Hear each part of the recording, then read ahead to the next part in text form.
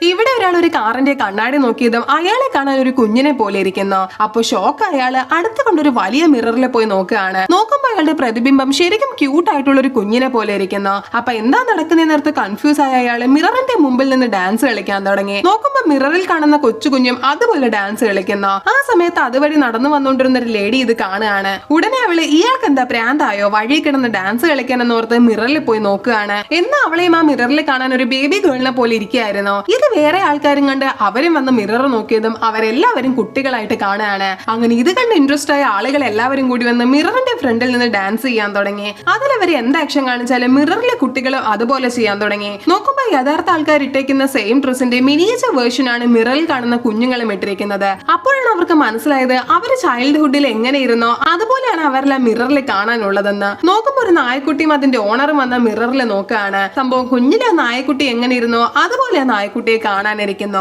അങ്ങനെ ഈ കാര്യം നമ്മുടെ സ്പൈഡർമാൻ അറിയാണ്. ഉടനെ സ്പൈഡർമാൻ സിറ്റിയിലേക്ക് വന്നിട്ട് ആ മിററിൽ നോക്കുന്നു. അപ്പൊ ആദ്യം കണ്ടപ്പോ സ്പൈഡർമാനെ വിശ്വസിക്കാനേ പറ്റിയില്ല.